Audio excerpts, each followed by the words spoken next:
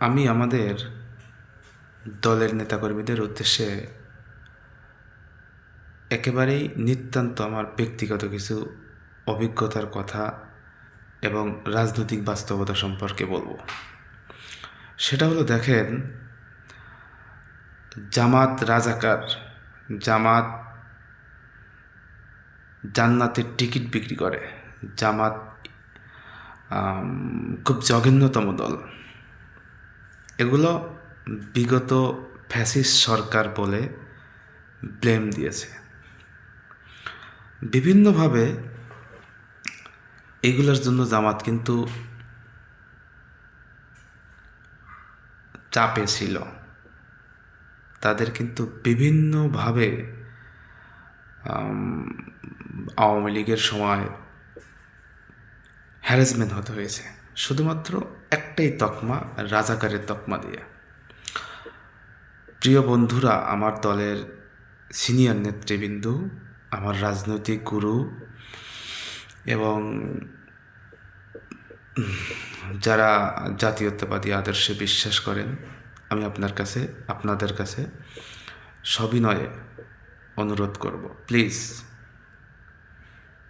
কাউকে ছোট করে, খাটো করে এবং অসত্য মিথ্যা বলে রাজনৈতিক হয়রানি করে নিজে বড় হতে চান না। এটা কিন্তু বুমেরাং হতে পারে। খুব সাবধান, খুব খুব সাবধান। আপনি রাজনীতি করবেন আপনার সর্বোচ্চ ভালোটা দিয়ে। কাউকে বারবার গালি দিয়ে, মন্দ কথা বলে আপনি কিন্তু বড় হতে পারবেন না। আপনি রাজনীতি করবেন আপনার ভালোটা কি, আপনি কি এমন জনগণের জন্য সাপ্লাই দিচ্ছেন, আপনার ভবিষ্যৎ পরিকল্পনা কি। আপনি শুধুমাত্র বিরোধী দলকে গালিগালাজ, রাজাকারের তকমা দিয়ে সাধারণ মানুষের কাছ থেকে খুব বেশি সমর্থন পাবেন না। কাজেই আমার মনে হয় সবার সচেতনমূলকভাবে বিশেষ কিছু কথা আমাদের এড়িয়ে গিয়ে, পরিহার করে অথবা কৌশল পরিবর্তন করে কথা বলা উচিত। আমি আরও যে বিষয়টা বলবো, জামাত অনেক ভুল কাজ করে। সেই ভুল কাজ বলার জন্য একটা সময় আছে, একটা সুনির্দিষ্ট কর্মশালা আছে, যেখানে আমরা জামাতের ভুলগুলোই তুলে ধরব, জামাতের অনিয়ম, জামাতের স্বেচ্ছাচারিতা, জামাতের সব কিছু দোষগুলো ওখানে তুলে ধরব। বাট আপনি নির্বাচনী প্রচারণায় গিয়ে আপনি শুধুই জামাতকে ব্লেম দেবেন, রাজাকার, আলবদর অথবা বিশেষ বিশেষ তকমা দিয়ে আপনি তাদেরকে গালিগালাজ করবেন, তাতে আপনার ভোট বাড়বে? আমার মনে হয় এটা এই কৌশলটা দ্বিতীয়বার আমার দলের নেতাকর্মীদের একটু ভাবা উচিত।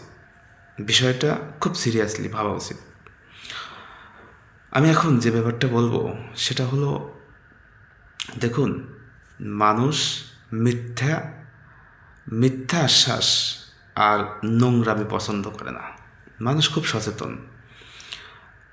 নগদে না হলে আপনি কতটুকু আপনার এলাকার মানুষকে কতটুকু সার্ভিস দিতে পারবেন, আপনি কতটুকু তাদের জন্য করতে পারবেন, আপনি ততটুকুই আশ্বাস দেন।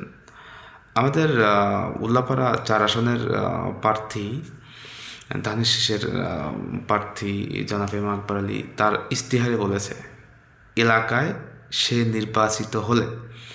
নির্বাচিত পার্লামেন্ট সদস্য হলে সে কী ধরনের উন্নয়নমূলক কাজ করবে। অলরেডি উনি একটা ইশতেহারের মধ্যে প্রকাশ করেছে। আমি মনে করি সেই ইশতেহারটাই বারবার বলা, আর উনি এমপি থাকাকালীন বিগত সময়ে কী কী কাজ করেছে সেগুলো মানুষকে মনে করিয়ে দেয়া। এর বাইরে রাজনৈতিক প্রতিপক্ষকে বিশেষ গালি দিয়ে, হ্যারাসমেন্ট করে আপনি লাভবান হতে পারবেন না। কারণ এই অপকৌশলটা আমাদের কখনোই করা যাবে না, যে অপকৌশল করে বিগত ফ্যাসিস্ট আওয়ামী সরকার ভুল করে দেশ থেকে পালিয়ে গেছে। আপনাদের এটা মনে রাখতে হবে, মন্দর পরিবর্তে বেটার রাজনীতি করা। সরি, মনে করেন যে জামাত খুব নোংরা রাজনীতি করতেছে, জামাত খুব বাজে কথা বলতেছে, জামাত জান্নাতের টিকিট বেচার মতো একটা খুব মিথ্যা কথা বলতেছে। আপনি এর পরিবর্তে বিএনপি ক্ষমতায় গেলে, বিএনপি রাষ্ট্র ক্ষমতায় গেলে, বিএনপি এমপি নির্বাচিত হয়ে পার্লামেন্ট সদস্য হলে আপনি আপনার এমপি এই সাধারণ মানুষকে কি কি উপকার করতে পারে, কি কি স্বার্থ সংশ্লিষ্ট ব্যাপারে সাধারণ মানুষকে আপনারা আশ্বস্ত করতে পারেন, আমার মনে হয় সেইগুলো বেশি বেশি করে বলা। শুধু শুধু রাজনৈতিকভাবে কাউকে হ্যারাসমেন্ট করে, ছোট করে, আর রাজনৈতিক প্রতিপক্ষকে তুচ্ছ তাচ্ছিল্য করে কথা বলে কখনোই ভালো কিছু করা যাবে না। সো আমার দলের সকল নেতাকর্মীকে আমার একটা পরামর্শ আপনারা নিতে পারেন।